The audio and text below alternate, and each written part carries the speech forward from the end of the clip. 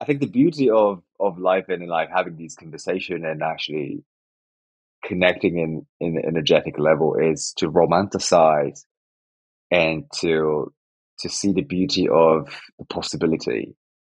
Like I'm okay the fact that okay it's your life is completely written already. That was none of your decision was actually yours.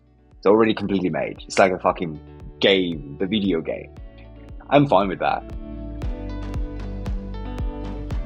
Hello, everybody. You are listening or watching Chatting with Candice. I'm your host, Candice Horbacz. If you want to support the podcast, please check out the sponsors and affiliates below. I also have all of the links for my guest today. Today, I am so excited. I have Show Nemoto on the podcast, and I have been watching Show's content just completely enchanted, engrossed. It is magical. It's beautiful. It's wise. And I obviously have like a special place in my heart for all things Japanese. So I was really excited when I finally got in contact with Sho. I had been wanting to have him on the podcast for quite a while. I think he is an incredible role model. His content is blowing up, and I hope that it continues to grow. So please help me welcome Sho Nemoto. Sho, thank you so much for coming on the podcast. I have been enchanted by your content. Like, there's no other word, just absolutely enchanted. I think like the love and energy and creation that you put into it doesn't go unnoticed. So I'm so happy to see like your accounts taking off and people really resonating with what you have to put out there. Thank you so much. Thank you so much for having me. I'm super excited to have a chat. So, what I found so interesting when I was watching some of your videos is you mentioned that you've only been doing this for 3 years. And to me, I would have thought a lot longer, especially with the numbers that I see. And you explain in the beginning, like you did a whole year and you had like, what was it, 85 subscribers, but you continued to Yeah. press on. And I was like, that is a different level of perseverance because I am also in the content creation world and I have my own plateaus and lack of traction, and it's really hard to like swallow the lack of movement, the lack of growth, and then you do have some eyes on you, especially like friends, family, and the judgment. So how did you keep on going when you had such slow momentum in the beginning? Well, there's definitely one thing that I need to address is the support that I had. Not the like a financial support from my parents or anything, but at the time I was in Amsterdam and my friend he invited me to visit with him and with like really concerned like attitude towards the paying rent and everything. So like my brother man Renier, the big shout out, he was really supporting me when I was literally just at the bottom, you know. And I think with his support and the fact that I had a place to stay, and then the fact that I have people to talk to on a daily basis, I could just keep going. But it was it didn't feel right though, like actually putting so much effort basically whole year, getting 89 subscribers as a result. And you're like, okay, I don't know what to do now. But at the time, like there's some people told me like you should do a TikTok. And I thought, okay, that may be a sign for me to, like to start. But at the time I was like, okay, TikTok is for kids. I don't like TikTok. It's just stupid shit. But that was my ego. So I faced my ego and then you know what? There's nothing to lose. Let's just be stupid and make content on TikTok. And that was the fast beginning of like having actual like viral experience. And then that reminded me that, hey, this is what I want to do. And I think it's working. Yeah, because in the beginning it was just the dancing. I was the same way. I was Yeah. like, I'm not signing up for this. I don't know how to dance. I don't want to learn how to dance. And if that's what it takes, I don't want to do it. And I think that Yeah. there's also a level of not identifying with your likes or your channel or your content, which can be really hard when you're sharing so much of yourself, but not to say, my video got 300 views, so I suck. It's like, okay, well, maybe there's all of these other ways that I can improve to get more traction or get more likes. But I think we all have a proclivity to to focus on the external and then mistake that for our sense of identity. So instead of actually knowing who we are, we start to identify with functions, roles, success, metrics that we can measure on the outside. Yeah, I absolutely agree. I think a lot of people also lower their own standards for just the views and stuff like that. But it's also, I think it's also part of the learning. Part of the learning curve. Yeah.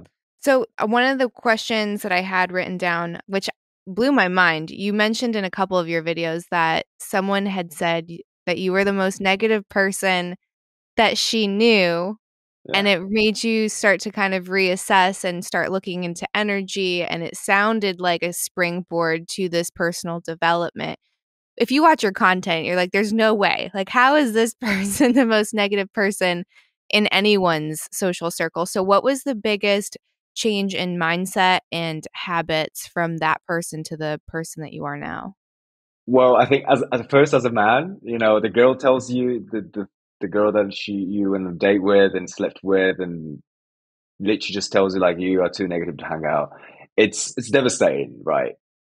And I remember that the same period of time I looked in the mirror and then like, okay, do, can I be do I want to be 30 years old and 40 years in with who I am right now? And that was just too hard for me to not to decide not to change. Mm-hmm. And I was like, okay, if I that was like 23 years old or something, and right now I'm 30 years old, and 7 years ago, right? And if I become 30 years old with exactly who I am, broke, just nothing, negative, stressed, I don't think I can live like this.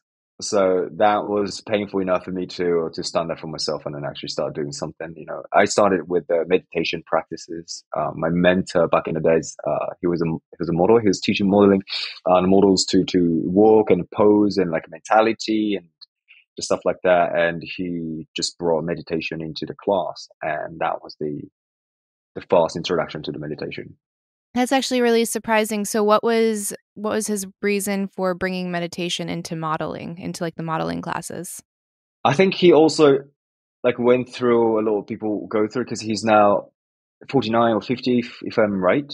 So he was quite a star in the back in the days, and he came to a point like a zen and mindfulness and understanding that the power of the present moment. So I think he wanted to bring that into not just posing and shining and object and materialistic, but also like, hey, this is also representing who you are and understanding who you are. So I think that was his intention. Mm.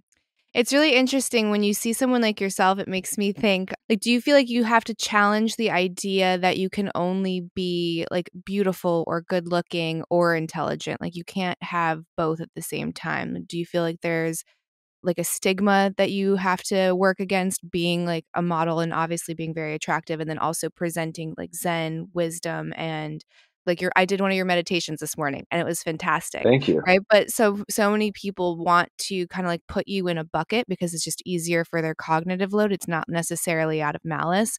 So do you feel like that's something that you have to work against, or do you feel like that's slowly going away? I think it's slowly going away. When I was a model, the all I care was to be validated, right? Hmm. Because well, it looks like, I think in a deeper level it's not, but it looks like we are judged and validated based on a superficial level. That's how you get the job and to work and stuff like that. But so I think, including me back then, and a lot of models are relying on that idea of being wanted because you are beautiful on the surface. Hmm. But yeah, the truth that lies underneath is the fact that it's who you are. It's like if you are very charismatic and if you are very positive, people will appreciate it because end of the day, casting is based on people, designers are people, and everyone else is people. So we all have the preference and we all appreciate the positivity. So How do you get to a place where you don't identify with like your current body, your current looks, your current youth? I feel like that's a really hard thing for especially for women, but I think for anybody, especially if they're facing the camera. It's like you see this version of yourself. And then as time goes on, obviously, we all age, different levels of grace, right? Depending on Yeah. genetics and so many other things. But how do you look at maybe like an extra, well, you don't have to worry about this right now, but like an extra wrinkle or an extra dimple or whatever that thing is, and then look at it with love and appreciation and saying like, this is like, I am not my body, right? Like I'm having this experience, but you have spent so much of your time in your life, I kind of front facing with that. So how do you uncouple that? Oh, that was a good question. When you look at a lot of successful people in 20s, you feel like, oh, like I wasted my 20s and I didn't really invest any time, or, I didn't really learn much in my early 20s. So if I look back like that, then I'll go, oh, like I wish I could have done this and I wish I could have done that. And that kind of like reinforces the negative idea about the part of my life. But if you look at that early 20s, that, hey, without that, I wouldn't be who I am now today, which I am very proud of myself right now, then everything was perfect. I think just because you didn't really learn from your own perspective at this point, that doesn't mean that was not necessary. So from that perspective, that I try to appreciate whatever happens in a small scale we cannot understand, right? Like, for example, like it's crazy the last a few weeks for me, or a couple months, to be honest, that I am not the type of person that who be late on things and the events and meeting and stuff like that. But I was always late, and it's just like something is not right, and it's so stressful for me that nothing is working. But that thing, that the event and what's happening is as perfect as your whole life can be. So, like, I think the wrinkles and how I look and all the life event that happened or happening currently, not to put on so much fear and insecurity, I rather to just force myself to navigate. Let's appreciate, and I think it comes down to the practice of like, can you direct yourself into, because we all have the possibility to just do, oh fuck, that was shit, sorry to curse, but Oh no, you're oh, that fine. was like that was horrible, that was I wasted my time. But if you can shift your perspective and like, I really appreciate the fact that I had to go through this, and I really appreciate that I wasted my time so that now I don't do the same thing, then I believe that we all can appreciate the wrinkle or two, or 10 wrinkles, or the white hairs, and all the change in every level in life. Yeah, for me, I think like true happiness and self-worth comes from accepting all of it. And it doesn't mean that it's like it's the absence of sadness or the absence of anger, the absence of whatever you're going through, that we can only exist within that polarity. Like it has to be nothing but pure joy and love. Otherwise, I can't have gratitude for the moment. But it's like being devastated and then being so in love with that moment of humanity and like, yes, that pain is real, but like how fucking incredible that I can feel this, Yeah, how incredible that I'm in this human experience. And it can be really hard when you're in it. But I think for me, it's just reps. It's every time you can catch yourself, like maybe like a limited mindset or a victimhood mindset or woe is me or whatever it is. And like you can catch that and then you choose to go up instead of going down. And it's every single time you do a rep in the direction that you want to go, the more of a yeah, reflex it becomes. And the more that kind of alchemizes into who you are. absolutely. Yeah, I love the way that you describe. So when it comes to wasting your 20s, because that was a massively popular video that you had posted, which is like, I wasted my 20s. I didn't get to watch it yet, but do you feel like that there is almost, it's a requirement to be able to experience like the hedonistic tendencies and the frivolness, is that a word? like being frivolous in your 20s, kind of like caution to the wind and just like purely exploring and just like self-discovery. It's like all of those actions that might seem like they don't have a purpose, whether it was you were partying too much or you were sleeping around too much or you weren't focused enough, but all of those things kind of ping you closer to the path that you're supposed to be on. And it's like through those experiences you're defined, instead of saying you need to right away know who you are, know your path, know your mission, be incredibly disciplined. I feel like discipline comes with the exposure to temptation and feeling like your own threshold for everything, because everyone has a different calibration. Yeah. Does that make Like, I sense? think, yeah, it's exactly what you said, right? Because I wasted my 20s, and then there's a reason that I titled that video, even though the actual video I talk about like the things that I wish I knew, and then you should do that. So if you're in 20s or, any age that you are, it's not too late to start. Mm-hmm. But the reason why I titled I wasted my 20s, because I wasted it in a certain degree. That's why I can make now a decision that to not to waste my 30s or 40s or 50s because of my own failure and experience. I actually made a video which probably will be dropped in sometime soon, already did on YouTube, which talks about the full philosophy from Zen, which a lot of people probably don't know. It's called Shiseku. And one of them talks about that the Zen cannot be taught through language. It's not something that you should learn from people by your masters telling you. You have to experience by yourself, and the wisdom that comes from within. So I think my countless of failure and mistakes, and the fact that I was dumb, the stupid dumbass, that taught me so much that any online content or any coaches cannot teach, because that is coming from me, and that's a true value, I believe. So your content focuses a lot on Japanese culture, Zen, but obviously it spans internationally, like we're speaking right now, right? So do you see a really big crossover in pain points between like the East and the West? So is there something that everyone is really struggling with, or everyone is hurting with, that transcends like their immediate culture? I believe every, like, Eastern philosophy and Western philosophy or any religion basically send the same message. I think the approach is different. Like, if you want to go to the Hawaii from Japan, it's we should take a different path. But if you're coming from Europe, it's a completely different path, or from US.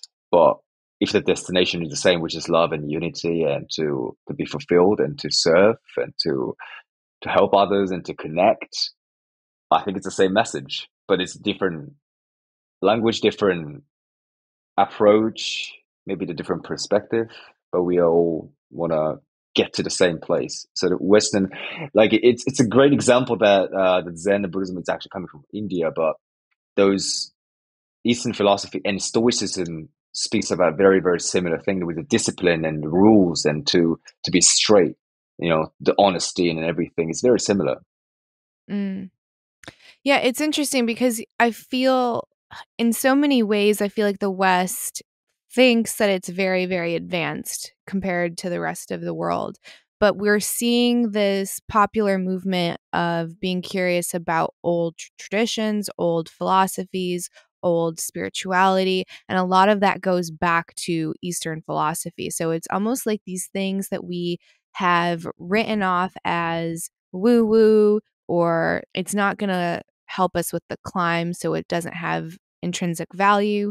But we're coming to this place where we might have a lot of financial prosperity, a lot of technological advances, but there's still something missing. And a lot of people will say it's like this God-shaped hole that we all have inside of ourselves. So we're going back to these things that were previously written off. And I just think it's really fascinating that a lot of that comes from that side of the world, and we're trying to get back in touch with it.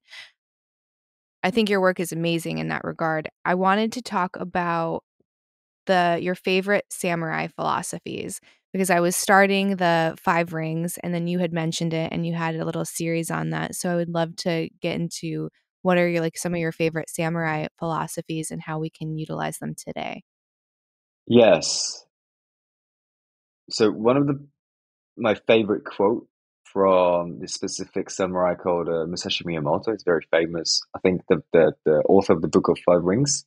He is known as like the best samurai, but there's a lot of story to it. There's another guy called Kojiro Sasaki, and in the story, some people says that like he actually lost to Kojiro Sasaki, even though he did this little like strategy that he came to the battle very very late, and that was one of his strategy because that actually affect the opponent Kojiro Sasaki in emotional level. So he was very stressful. So that was kind of like a strategy, and that is not like a samurai philosophy. You have to be, show up and like.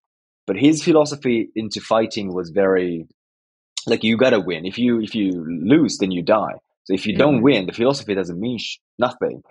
That's his philosophy. That's basically what he says in the Book of Five Rings. But one of his the best quote is actually have a tattoo on it. But all exists within, and seek nothing outside of yourself. There's nothing that can enable you to be smarter and quicker and better and wiser outside of yourself. So everything is within. So like never seek anything outside of yourself. And that is, I think we all, like you said, there's a lot of temptations that gives us an opportunity to flip the arrow towards like environment, people, friends, and girls and boys, and the materials stuff and cars and whatever it is. But I think when somebody annoys you, when somebody laugh at you, when somebody was, broke your heart, I think we should flip the arrow and then back it to yourself so that you can learn a lot and then you can realize and expand your self awareness. I think that's what matters the most, and that's what I've learned the most that I practice on a daily basis as much as I can. Hmm. Yeah, there's so allegedly, and I never know what's true because it's like as time goes on, it's like the fish gets bigger every time someone tells the story, right? Like the time that they caught that fish. So when it comes to grandparents telling you stories, it's like every time it gets a little bit grander Yeah. and more magical and more unique. So again, like I don't know how true this is, but so my grandmother she's in her 90s and she's like this adorable, beautiful Japanese woman. And she tells us stories about her home and like her lineage and all of this. And she has this collection of real samurai swords, and they're Wow. stored. Allegedly, I'm going to be able to get them one day, but right now she's like holding on to them. And she would always tell us that, like in battle, it's thought that the soul of the person that was killed with the sword kind of like it's entrapped in the sword. So I've always just had this fascination with like samurais and just like their mindset and the way that they lived their life. And there's this fable that, and I'm gonna butcher it. I wish I reviewed it before this, but it's essentially that these samurais had conquered a temple or like conquered like some kind of castle, and they were taking like the king or whatever it was, and he was to be executed. And this person spit in the samurai's face, and the samurai got filled with rage. So he left, and the king is like, ha ha ha, like I've escaped death. And like a couple days go by, and he came in and he's like, "Well, why didn't you kill me?" And he's like, "If I killed you then, I would have killed you out of anger. But now I've centered myself." And then at the end of it, he ends up cutting the guy's head off. So it's this story of like not becoming a slave to the external and not like being so easily taken by your emotions and being able to still do what you need to do, whether that's metaphorically or literally chopping someone's head off, but to do it from a centered place. Like you can do the same thing from alignment, and you can do this something else that is totally out of bounds. Yeah, I actually had that story too. Yeah, it's Oh, I wish you told it. You probably would have told it much better. no, but I completely forgot about that story. But it's so true that the samurai or the stoicism teaches a lot of this emotional intelligence, and I think Hmm. that takes a lot of discipline. And like understanding and self-awareness, I believe. There's this idea, I forget where it was presented, and it's that without alignment and without self-awareness and total consciousness, that free will can't exist. That you're actually just you're making decisions that Mm, you think are your own, but you're actually being kind of probed from the outside, almost like if you were an animal inside of like a Skinner's box in an experiment, or like that samurai, right? Like you think you're making the decision, but your anger is making the decision. So, do yeah. you think that free will can exist outside of alignment or consciousness, or do you think that it's something else? I believe everything is your decision, but at the same time, everything is written. Like Mm, I like because we cannot know the truth. I mm-hmm, think the beauty of life and like having these conversation and actually connecting in an energetic level is to romanticize and to see the beauty of the possibility. Like I'm okay the fact that okay it's your life is completely written already. That was none of your decision was actually yours.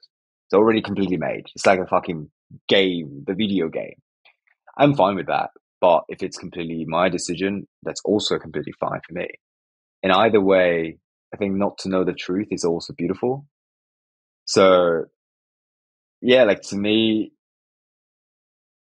I think it is absolutely free will, but in I think in the neuroscience, like if based on neuroscience, then if you're unconscious, then you're just a program, right? So like you program yourself whatever it is, and whether it's the education or yourself or whatever you're consuming, then that's not free because it's just a pattern that you have.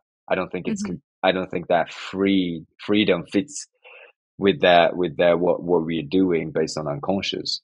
But if you can step back and expand your self awareness and like, hey, like I want to make a decision based on XYZ because that helps a lot of people or because that will challenge myself, whatever the reason that comes with it. If you're aware and then if it's uncomfortable, I think it's very, very important to address that fact that if you're making some decisions based which is very uncomfortable and still doing it, I think that comes from your free will because there's something that you want to go beyond of that discomfort. mm-hmm. Yeah, it's going beyond like your immediate visceral response or your immediate like millions of years of evolution. It's no, I'm actively going to make a choice that my body thinks is going to kill me. Like if you're going into a cold plunge, like that's 100% you Yeah. exercising free will in that moment because everything in your body is like, I don't want to do this. But if Yeah, you're exactly. somebody that like every single night you're putting on Netflix and you're making really bad food choices and you're skipping your workouts and you're like kind of letting your body go by the wayside, I don't know that that's necessarily free will. Or if you see someone and they're driving and like they just you know what I mean? They are really aggressive and they have road rage. Like I don't know that that's free will either. So I see these moments where it's like people are offline. So it's almost like you have to have a massive pattern interrupt, which I think leaning into discomfort can help with that pattern interrupt in order to take the wheel back. Absolutely, yeah, 100% agree. I think the pain is very, very necessary aspect to our life. You had this other interesting video and it was and I wanted to like share it with so many people, but it says stop chasing and to start attracting. Can you explain the difference between chasing and attracting and why chasing doesn't work? Yes, and I like that. I like that to talk. I love talking about this because a lot of people commented on that video. I'm not sure if it was on the YouTube that you're talking about or the short form content on Instagram, but I whichever saw it the is. YouTube. Okay, so a lot of people commented in it like, "Oh, if you're not chasing, then how? If you both are not chasing, how are you supposed to, connect?" And I understand the perspective, but I think there's attracting is very, very active. Like I'm not talking about passive attracting. The the attracting is a verb, and I think it's very, very active, and it's supposed to be active. And chasing is if you look at the lion and deer, and then if you're the lion and chasing deer, then deer is running away from you. And if you're creating that dynamic, it's not about like the verb itself, but I believe it's about the dynamic that you're creating, because you're Mm. chasing something or somebody and it's running away. Then how are you supposed to get gay? Like if you are, but if you're attracting, it means that it's like you're human. You put the trap and then rat get into that trap, or like whatever you want to catch it, that get into the trap. And it was very active, like action that leads you to not to do any effort, but you got what you wanted. I think that's a different dynamic, and I believe there's certain effort and time and energy that you have to put onto to have this preparation for attracting. It's not like you just sit on a couch and do nothing and you think that you're attracting, because that's very passive. If you attract certain thing energetically, because we all are energy, right? We all are energy, and it's fantastic because the science shows that your brain transmit and receive the vibration frequency like a radio station, and your heart is electric organ which produce electromagnetic field outside of your skin, which that's how we energetically communicate, which is amazing. We can feel that, like, I don't like his mood, or like, I don't like her vibe. That's us actually using that energetic feel to actually sense something that, hey, maybe we should stay away from that person. And that's real. So even though we have that legit system, a very, very powerful system, the tool that we can utilize, we're not using it. And I think that attracting is understanding there's something powerful, even though it's invisible, and being able to utilize it rather than chasing around and until you're so tired and anxious and depressed and like, oh my God, I can't do it, burnout. But if you understand and like surrender to the fact that you never know, maybe it's tomorrow, but you are preparing that trap and preparing the whole system to attract something that comes into your life or comes to you. Mm-hmm. I think that's whether it's a passive or active, and that creating the dynamic of chasing or attracting. I think that's the most important part. I love that analogy of the lion chasing like a gazelle or a deer. That makes so much sense because even looking back anecdotally, anytime that I've chased, especially a partner, it boy did they run. You know what I mean? Boy were they running. Yeah, And then it was the moment where I was at peace with myself and just had that knowing that whenever it is the time, like I will find my person. And that surrender is what led me to meeting my person. And so many people know that, but they don't want to give up the chase. Like there is like that yeah, fear. If I'm not actively going after something, then it's just not going to come to me. But when you hear of these great love stories or even modern love stories and people sharing how they met their now husband or their now wife, it was after like a real reckoning, a real moment of radical surrender. It makes me think of like Matthew McConaughey talks about how he met his wife, and the most recent one was on Lex Fridman. And he said, that he was always like, well, I'm this age and I'm supposed to be married and I'm supposed to have kids. And then there was, like that clock ticking and a lot of fear and a lot of anxiety. And he had to get to a place where he visualized himself in his 80s, never meeting the love of his life and being okay with that. And after that, he goes to this party and he sees his now wife across the room and he's like, what is that? And then the rest wrote mm, itself. You know what I mean? It's well, you create those moments. This young woman I know, same thing. Everyone was trying to set her up, set her up, set her up, a lot of like activation that was happening. And she's just like, no, no, no. She goes to this party. And at the same time, this man walks up to the door and they both just look at each other and they're like, there you are.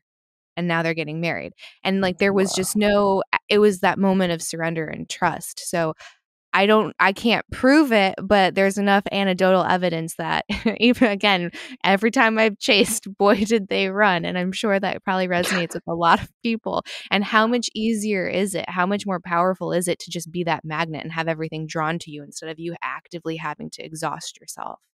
Yeah, and when you're chasing, when they're running away from you, they say they're so fast. Right. it's like when you're dreaming, you're so slow, and then like when you're running in a dream, you're so slow, and then Uh-huh. you just can't catch it. It's logically, it's you just can't catch it. It's Exactly. designed to be fail to catch it. You know what I mean? Hmm. Yeah. Yeah, so do you ever work with animals at all? Or like you mentioned like your heart electromagnetic field, and it like made me think because yes, that is very much a real thing, and people want to dismiss it very easily and say like it's woo woo or it's magic. It's not of of science, and it actually 100% is. It's something that you can measure. But with humans, I think people that meditate a lot more, like their field can expand and get a lot larger. But with horses specifically, I want to say it's like 5 times that of a person, which is why like equine therapy is very popular. So I Wow. don't know if you've ever done equine therapy or heard about it at all. No, No. Okay. So it's my it's first really time. Yeah. fascinating. What you do is essentially you'll have like a round pen and you'll have the horse, and the horse is trained to be a therapy horse and it's in there, and you'll usually have a therapist, a coach, a counselor, something like that working with you with this. And you'll go in the pen and they'll ask you a series of questions, and then you'll answer it either honestly or dishonestly, either consciously or unconsciously. And as you answer these questions, the horse will start to react to you, whether it's like a flick of the ear, whether it's coming closer, whether it's going further, whether it's turning around on you. And all of these things with someone who can read body language of horses, like understands what this is saying. And what's happening is there's actually an energetic exchange that's happening between your heart coherence. So horses are prey animals. Like they can't see very well, they're very vulnerable. So they have to be very energetically alert to any possible threat. And they're also a herd animal. So it's very important to know where everyone is in the herd. So if you're saying something and you think that you're speaking truth or that you're being honest, but you're not, there's going to be an incongruency within your energy field. And then to a horse that's a prey animal, like that inconsistency or that contradiction is a risk to the herd. So they can't be like you can't be trusted. So they have to move themselves away from you. So it's a really Wow. cool way to like uncover truth and trauma and honesty and like move forward through emotional blockages because you have like the ultimate like uh, barometer right in front of you, which is really cool. Wow.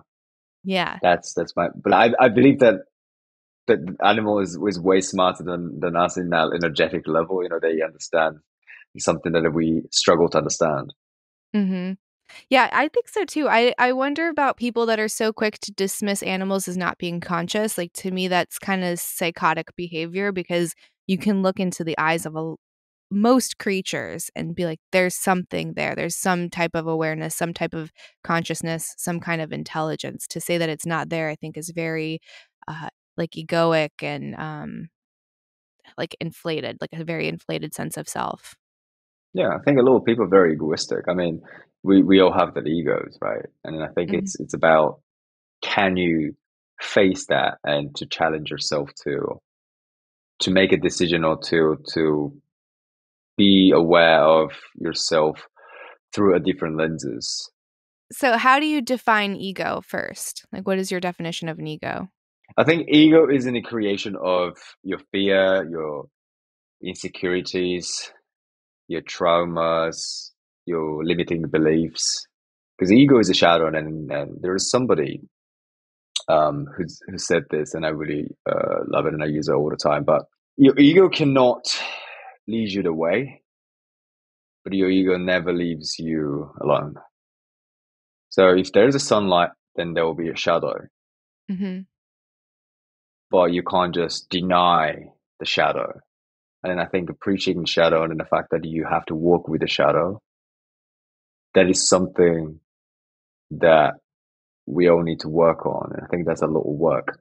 Ego will, I think the ego shows up as a decision, or as a kind of like ego version of who you are, that to me almost feels like if somebody's like taking over, dominating my whole presence and consciousness and like physical body, and making decisions and to live my life.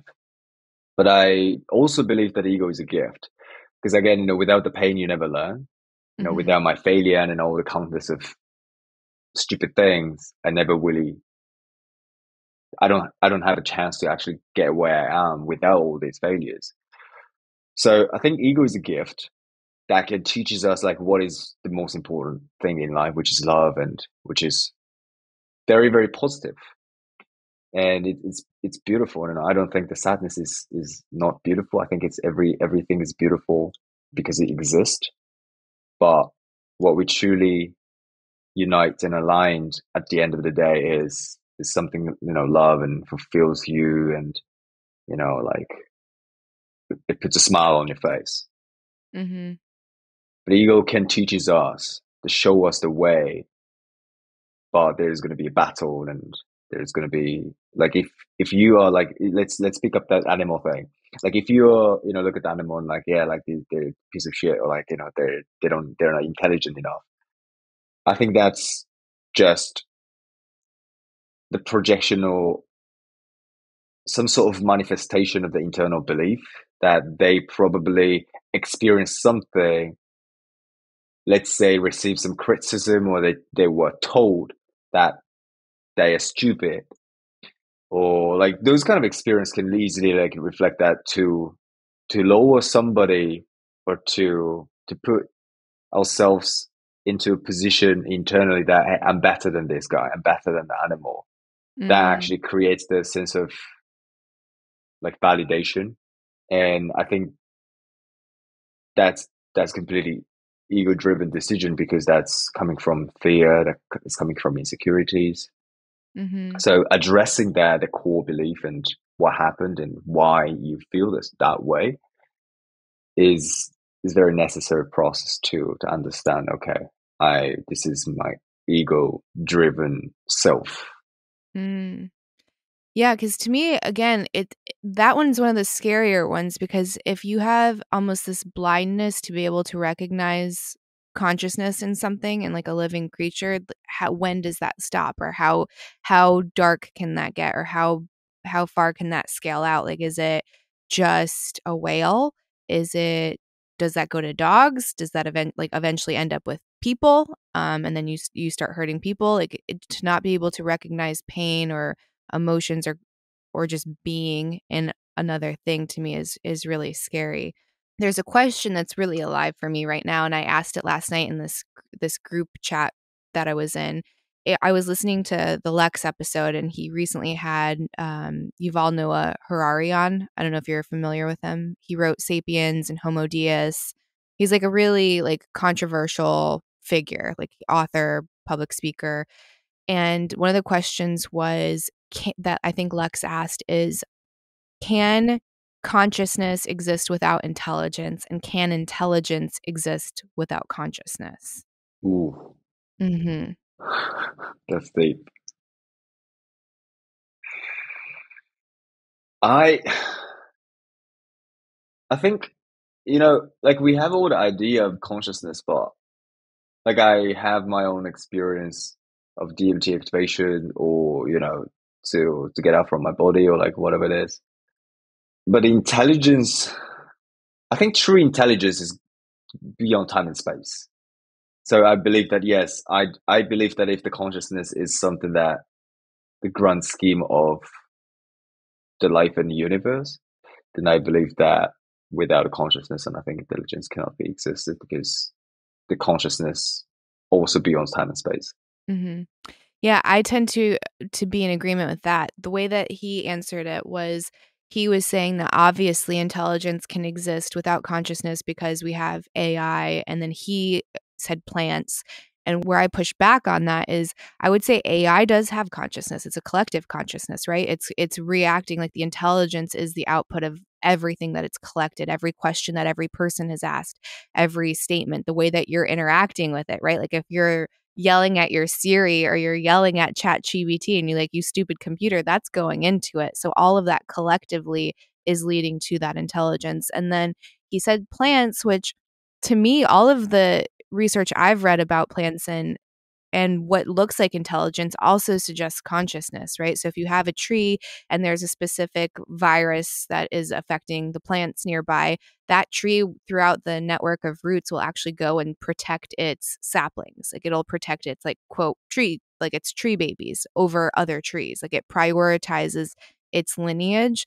And to me, like, yeah, that's intelligent, but that also suggests consciousness. And there's this other study where there was like a robot, and it was in like this massive space. Like I think it was almost the size of a football field, and it had a whole bunch of like baby chicks or baby ducks, like fresh hatchlings. And the computer was on a randomized setting to spend enough time, like random amount of time, like focusing on different areas of this field. And what happened is after the hatchlings were introduced, they would move the hatchlings around. It would start prioritizing focusing on the hatchlings. And no matter where they moved, like that's where the computer would start focusing on. So to me, again, like that's something's happening that's beyond an Yeah. intelligence that suggests some kind of consciousness. And what that means, I don't know, because as you said, it's almost only this internal experience that can be validated only by ourselves. So I don't know if it's ever going to be something we can measure, or if we're just not there yet, or if we're not supposed to be able to. Like maybe that's part of the magic of it. Yeah. But I think it's very similar. I'm not type of like tech guy, so I don't know what's the AI and all that kind of. I'm trying to learn the ChatGPT and all that. But that's where I'm at. But I think it's very similar because the DNA and all that kind of thing is also kind of like data and a very mathematics. Mm-hmm. So I think in a way, it's just a difference between very natural biological us programmed and numbers and data within our cells and all that kind of thing. But it's on the other hand, it's a man-made data and all that kind of thing. It's fascinating though. Absolutely. I think I don't know where the AI will go, but I think we all have to adjust the new way of living because otherwise people will get left out, and I think it's going to be very, very painful experience, especially Mm-hmm. people who has business. So I think we all should at least have an attitude to understand and accept the fact that okay, this is new, but this is how it's going to be like an iPhone. When iPhone dropped, we were like, oh no way, like we're not going to touch fucking screen. But then now we're like, we just cannot separate ourselves now. I think Mm-hmm. that's we should be able to at least adjust Mm-hmm. Yeah. to whatever it is. That leads me to the topic of creativity and the importance of it. So we have AI emerging, which some people are very terrified of, and I get that. And then you have the other perspective, which is the thing that it'll never be as human, and where it will fall short is creativity. And you have Jack Ma's perspective, which is you don't need to work. You can just live and you can just create. But you have so many people that say I'm not a creative because we have prioritized left brain thinking in a lot of our cultures, right? It's like do, climb, conquer, analyze those things, and we haven't prioritized creative energy or art or expression. So how do you tap into creative energy, especially moving forward? Creativity is. I believe everyone is creative, first of all, and I don't think anyone can deny that because we all create our reality, and at least that using your brain and setting intention or having that pattern, even though it's an unconscious or subconscious, we create our reality in some certain degree. Then that means we all can be creative. But I think we lack the inspirations because most of the people who, well, not food, but a lot of people just do something not inspiring or watch something not inspiring and talk to people not inspiring. Then I don't think there's a chance for these people to be creative. But if you always talk to people who is inspiring in the way that you want to be inspired, whether it's a success or whether it's art, whether it's the AI or the new things or the sports, then I think that person will grow their own creativity way faster than the people who's not inspired. And like I came from a fashion world, and I'm still very like into fashion. But I was so obsessed with getting inspired. Oh my God, this person is like, look at this color, look at this texture, and look at this, like, oh, this item and that item and the rings and the details and everything. I was so inspired by a lot of people all over the world. That's why I could train my creativity to express that with my body and with my taste. and the video editing as well. Like I was inspired from a lot of people. That's why now I have some certain style that I can show it to the world and I can share with the message that I want to deliver. But that creativity also had to be trained by Mm-hmm. getting inspired, you know, listening to people and then watching people and then like, yeah, it's just genuinely getting inspired. I believe it's so, so important in any level, in any level in life. So I think people needs to be mindful what kind of informations and what kind of people and friends and everything else that surrounds you. Is it inspiring? Like, are you getting inspired to be creative rather than like, oh, I'm not creative? Like, don't be Mm-hmm. lazy. Like, you should take Mm-hmm. responsibility in that because you create your reality. And then from that perspective, it's definitely better to be creative. Mm-hmm. Yeah, they say it's the type of energy that the more you use it, the more you have. So Yeah, it just like it exponentially grows. So yes, like be inspired, put yourself in situations that you're going to have novelty and have something that kind of like brings you to life instead of something that zombifies you or makes you just tune out. So go into nature, meet new people, read new books, make sure that the content that you're consuming doesn't like when you watch something and it like triggers you and you're like, oh, that brings out the worst in me. So don't follow those yeah, people, right? Like don't consume it. You have a choice. But for some reason, I think we feel like we have to constantly know what everyone is doing. And sometimes like you have to do what I would say most of the time you have to do what's best for yourself and not necessarily do things because you're like, well, if I unfollow them, it's going to create a problem. Well, if it's taking your peace away, then maybe it's something to consider. absolutely. I have a friend, and with the creativity, and I think I don't know your audience, but a lot of people nowadays want to gain more followers and to establish presence and or maybe to utilize social media for the business. I have a friend who recently reached 1 million of subscribers on YouTube, which is quite a lot. Hmm. Not as yours, but Hmm. 1 million subscribers, is big. And she literally told me, "Hey, your channel is also like growing really like significantly." And I was like, "Thank you, but congratulations for 1 million followers, subscribers."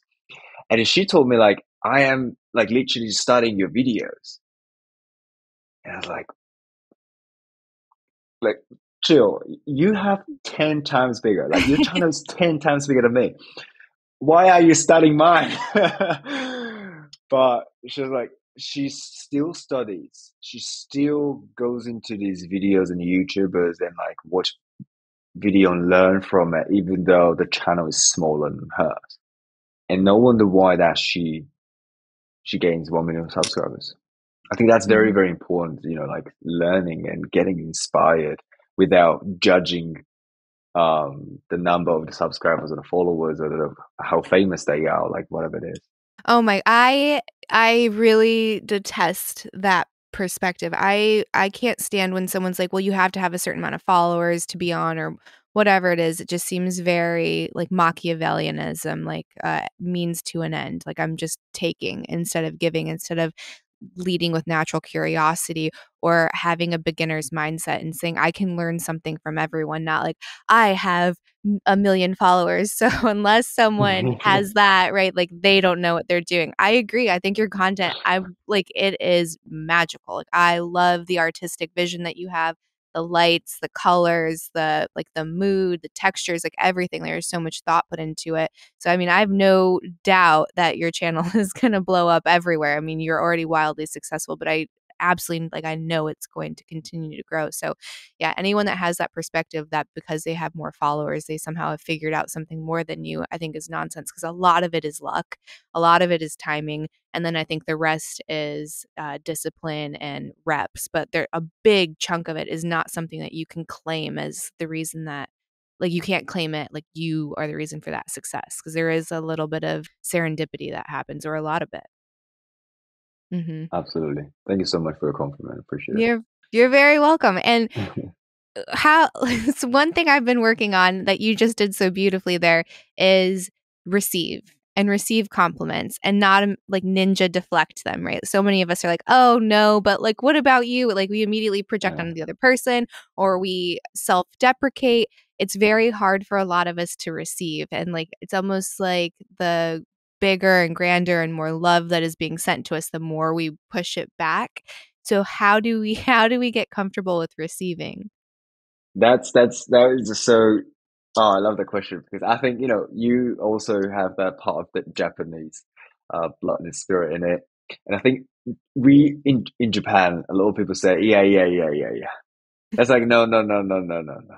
It's like, oh, no, no, don't give me a compliment, no, no, no, no, no. You know what I mean? Like it's the I think it's the nationality as well. Like as a Japanese, and then I used to do that a lot, but I I think by saying thank you is much more powerful because nobody is losing, and then, by saying thank you, you basically shows that how just genuine appreciation to someone for that compliment, and then you feel good.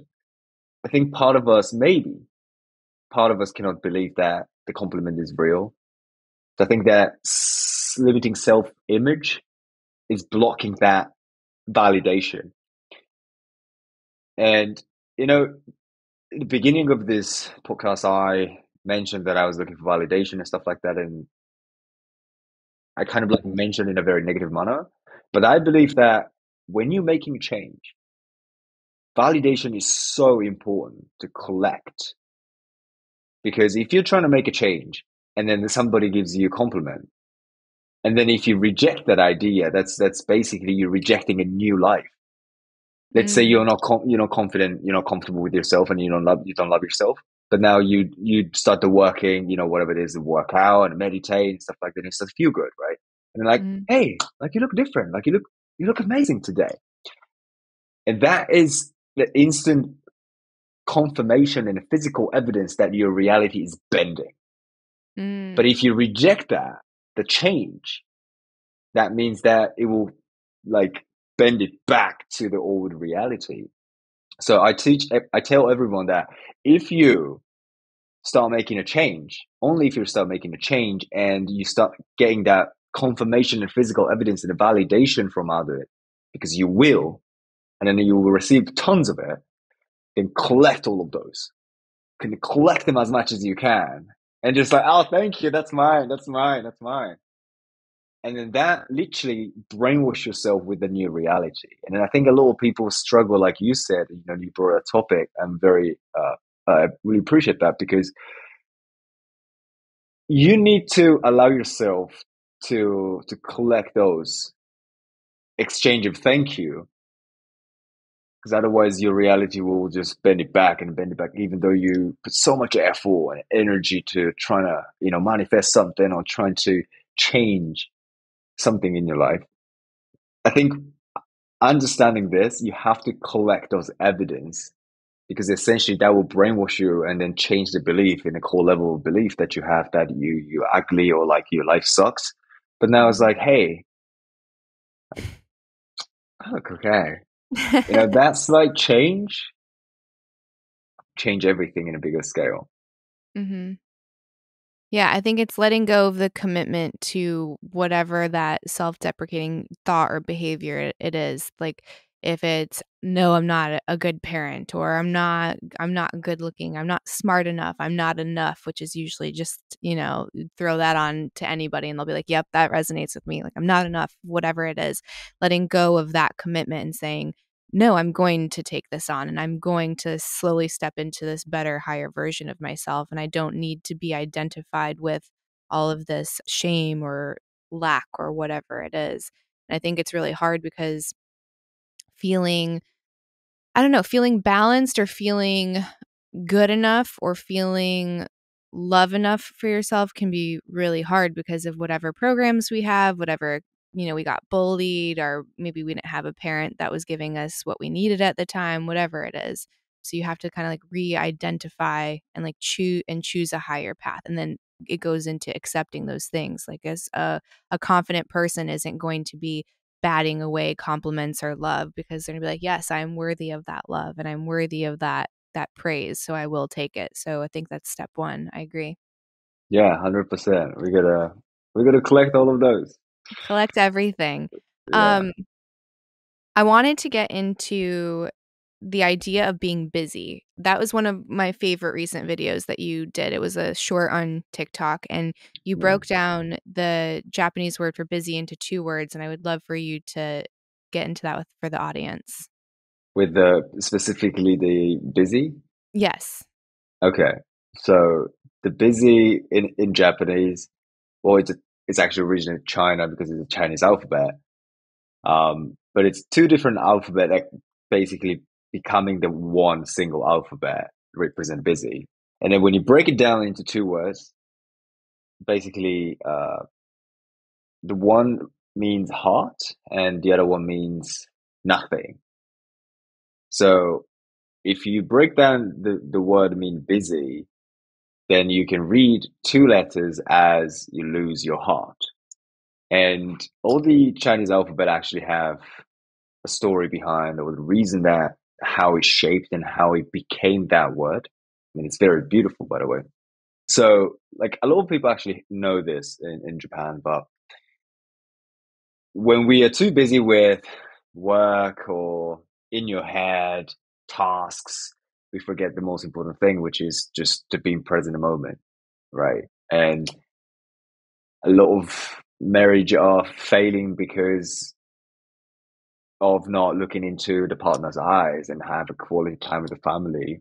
I think a lot of our bad patterns and toxic behaviors or some projection or manifestation of limiting beliefs showing up in a family matters quite strongly. And I'm not going to put myself onto someone else, but I'm also still working on the part with my own parents and all that. It can be very, very challenging. But I always remind myself that whenever you're busy, there's going to be a moment that you regret the fact that you didn't do something about it when you knew that like you could do something about it. And Mm-hmm. there was actually a comment on that specific video which I broke down the busy. I believe it was a guy, and this comment goes, I totally understand this because I had my dad called me and I was too busy to pick it up, but the next day he was gone. And that was I just accidentally found that comment because that video had a lot of comment, but and it shocked me. Mm-hmm. Like I think we are too arrogant to say that that's not going to happen to me. Mm-hmm. Those like crazy worst experience not going to happen to me. I think that if you say that, I think we're too arrogant because Mm-hmm. anything can happen in the future. Like in 1 second ahead is the future. Anything can happen, right?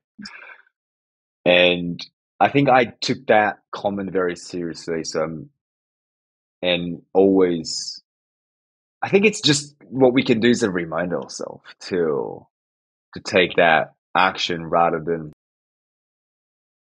not taking action and regret later because everything's happening in this present moment. So, Yeah, it's a really powerful video, and that comment is really devastating. There's this photo I saw, and it was kind of like a cartoon, and it was one of those things that passes through time. So it has like 4 different blocks, and in the first block, it's a small child looking up at his dad, and he's like, "Play with me," and the dad's like, "Not right now, I'm busy." And then it's a older child, and he's like, "Come here, dad," and he's like, "Not right now, I'm busy." And it's like the dad working or trying to do something, and then it's a grown man, and he's asking for his father, and it's, "Not right now, I'm busy." And then the last square is the dad who's in a wheelchair and he's very old and he's asking for his son. And his son said, "Not right now, dad, I'm busy." And I say that and it like makes me so emotional just thinking about it because it's like, especially with kids, it's like, how often do we get in these places where we are not exercising free will, where we are just the rat on the wheel and we're just going after this thing we don't even know why, and we're missing the whole reason. Like everyone is searching for purpose. Like, what is my purpose? What is my meaning? It's like that is what it is. It's presence. That's it. Like it is just to be. It is just presence. It's whatever is in the now because that's all that there is. And those moments that you're just swatting them away and you assume arrogantly that they're going to be there tomorrow or even in 10 minutes, it can be devastating, just like that comment. So it's radical honesty within yourself and where you're allowing your time and how many no's you're giving to the people that you love in your life versus how many yeses, including yourself. Yeah. Wow, that was so powerful. That's exactly what the relationship looks like between my mother, me and my mother. Because like she was very busy, but she was working and working, working to become independent and to make me happy and trying to keep my future like protected and all that. But I feel like now I'm in that phase, so I'm like, okay, I'm really busy, and then I literally saw that myself, like, oh, it's the situation flipped. Like it used to be different. I used to the one that's, like I was kind of kid that like understood, I wanted to just support my mom, whatever she's doing, even though, she was always too busy to listen to me. So like, oh yeah, like whatever I say, she's not gonna listen. Or she thinks she's listening, but she's not. So she will ask the same question like twice or three times. And that really flipped it, right? And now I'm in the kind of like a similar situation that she was before, and being able to see myself, that the fact that I'm in a similar situation, which means that she is experiencing the exact same emotional experience that I did, that I was. And now I think my free will needs to make a different decision. But if I put myself in this autopilot pattern, and I think that I lose my power, which is the free will that we, circle back to the conversation. But yeah, it was, wow, it was very powerful. Very, it made me emotional. Yeah, I'm gonna have to try to find that artwork to throw in here because when you see it too, like the visualization is just like it's so heartbreaking and Yeah. how easy it is to get trapped in there, especially when you have a culture that idolizes being busy, right? Some people I've seen post their calendar schedule, like their iCalendar, and they'll have all the dots, and it's like every day I'm doing something. And I'm like, the fact that you think that's beautiful, it hurts my heart because I think you're missing a lot of the beauty of like spontaneity and serendipity and presence when you're doing something like that. Like you're forecasting 3 months out and you're like, that's success. And I'm like, I'm not so sure. I'm not very convinced. And it leads me to the extremity of what that is, which is karoshi, right? So literally working yourself to death.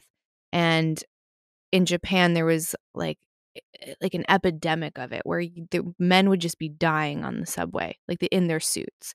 They would just be Mm. on their way to work and just not wake up. And that's what being busy or being so disconnected from your heart is going to do. And if you think that that extra dollar, $100 or whatever that number is going to be somehow more valuable to your family than you coming home, then you are truly lost because there's always another way to like create an income or to, take care of your financial needs, but there's only one of you. You know what I mean? So yeah, it can be very extreme if you don't snap out of it, if you don't do that pattern interrupt.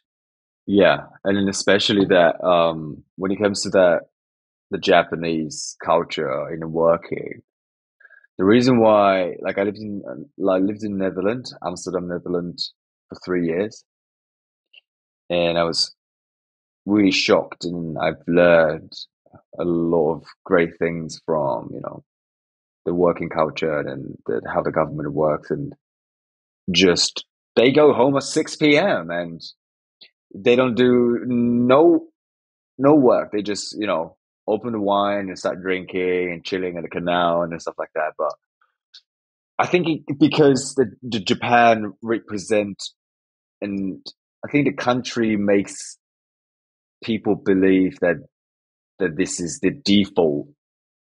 So I think if you have the collective belief, it becomes moral.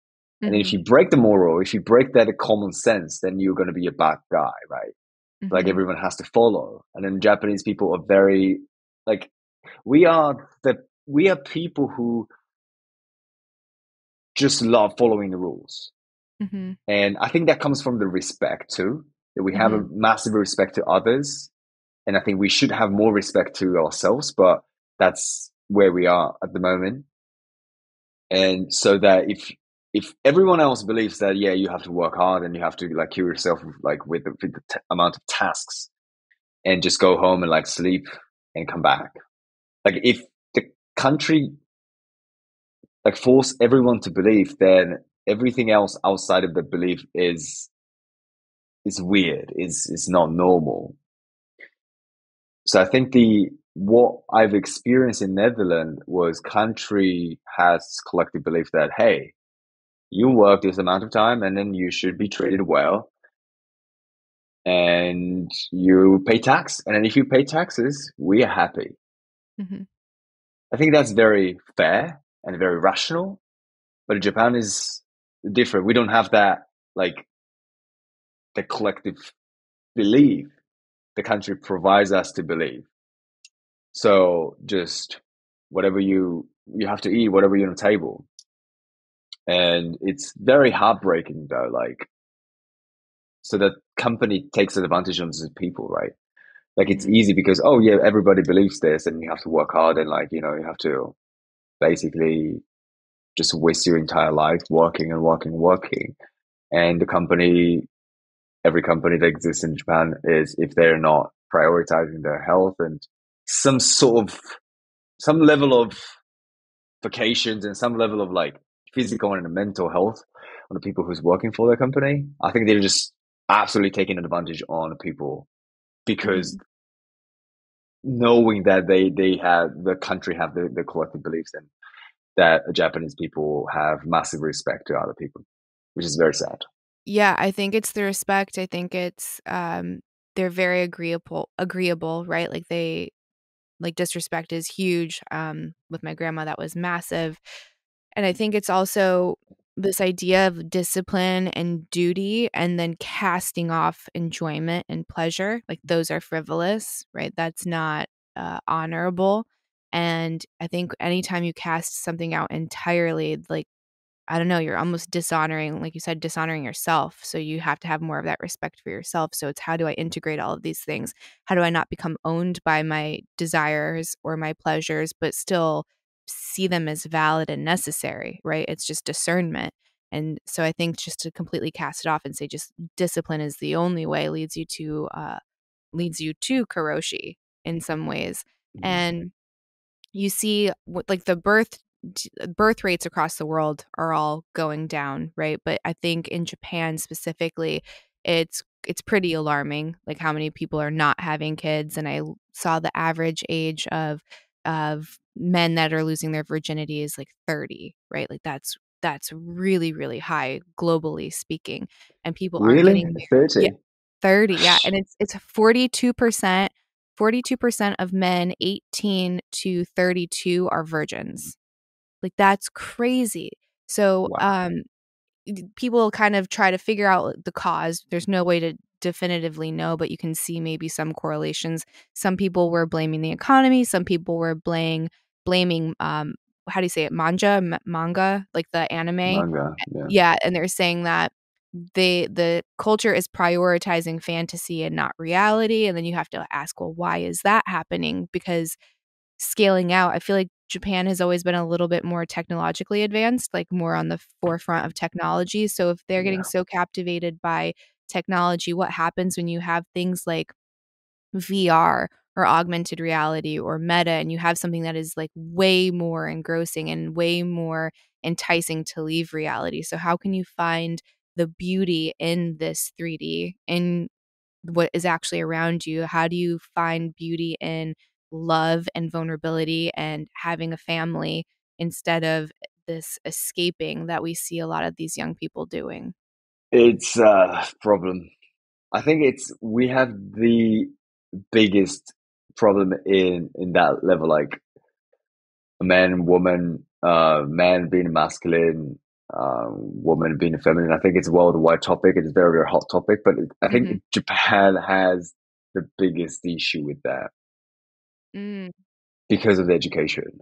I think, let's say in the US, I think in the US has more open and like you have to basically sell yourself, like raise your hand and like, push yourself. Otherwise, like that's the culture. Like you speak up and then you tell your opinion, and that's kind of like the US education from the outside perspective.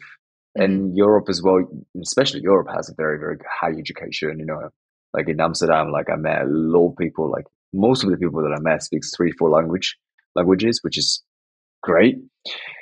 But Japan has a very interesting education system, and nowadays it's getting worse because all the teacher, like I don't blame them, but like they're also be working for the government or company, so they Mm-hmm. don't have that massive responsibility to change education. But a lot of parents goes to the school and then like, oh, like my children is not stupid, my children is amazing, and XYZ, and so that educate the teacher don't want to deal with all these fucking mental crazy parents. And they recently, like some school, when they do like a theater thing, like the play, Mm-hmm. they had like a 10 Peter Pan in one play. Like, what is that? Because my kid has to be Peter Pan, and why my kid has to be Rock, and then that kid has to be Peter Pan. That's parents' ego. That has nothing to do with the kid. Mm-hmm. And you cannot, well, it used to be the teacher hit you with the thing, or like you hit your head, and like I experienced that. I think my generation was fortunate because I was slapped and I was kicked because of the basketball club that I was in, and I was really fortunate to experience that discipline and a bit of violence, so that that experience made me a little bit stronger man, because otherwise I would be like absolutely a little bitch. But that experience in high school made me a slightly bigger man and learned a little bit about the taste of the discipline. But now there's no average number of the test. Like if you Mm. do a test 0 to 100, and you basically can easily calculate the average number, but they don't do it because if you show the average number, then it determines that your kids are stupid or your kids are smart. And by indicating that your kid is stupid because the fact that the number below the average, it affects the kid's mental health. So we are taking that the path in education, which makes kids so mentally weak that they cannot function in a society. Mm. And it's so sad. And how the hell we are going to carry that the label of that Japan is amazing, Japan is technologically advanced, and Japan is like one of the most desirable place to visit. And then we have zero resistance to the stress, and we have zero mental stability towards everything, and we have not enough kids in the first place. I think the country will be, I don't know, maybe part of the China eventually. I don't know, but I Mm-hmm. think it's a possibility. That's For how sure. that's how fucked up it is. Yeah, definitely. It's really concerning. Right now, they're basically saying there's a certain level of births that have to happen in order to sustain a civilization. And I think it's like 2 point something is the metric, and Japan is like half of that. And it's like every year Yeah, getting lower and lower. And that would make sense is that if you felt like an unbearable sense of overwhelm in reality, that you would, of course, escape. So it kind of goes to the importance of discipline and giving your kids challenges and pain, not necessarily physical pain, but some kind of pain to overcome in order to build that anti-fragile mindset and I don't know, like that drive. yeah, Hmm. like yeah. We need more like strong people. Hmm. That's fascinating. Yeah, well, hopefully there's a turnaround because I would personally be like devastated if all of that culture just disappeared and then just got gobbled up by China. Like there's just Yeah, something so beautiful about people and the way of life. yeah, But it's definitely not at a place of self-sustaining at the moment. yeah. But I believe that it's within their spirit. because we have the Yamato Damashi, which is Yamato spirit. Yamato is actually the pre-name of Japan before the country named Japan as Japan. Mm. They call themselves Yamato Taikoku, so it came from that, like the vast pre-name of Japan. And then we have that spirit, the Yamato Damashi. It's very disciplined. It's very stoic, close to very stoicism. Samurai and all the Zen and all the very strong man. I think it's within us, but I believe that in general, in overall, in the worldwide, I think we are lacking the presence of father. I think that we're Mm. missing the father figure. Like I believe that, like Andrew Tate, Aubrey Marcus, they're father figure. Like they're a strong father figure, and I think a lot of people missing that part. Like in Japan, we don't have anyone who is close to these figures, and they're English speaker clearly. Mhm. So I believe that we need somebody like them, or like I think a lot of people who's doing a podcast as well, like, well, Stephen Bartlett is not really father figure in my No, he's opinion, still young. Yeah. but he's very. I think he's going to be like that. Yeah, for sure. I think so too. The guy from the Impact, I forgot the names. Tom Bilyeu. Yeah, Mhm. and the School of Greatness.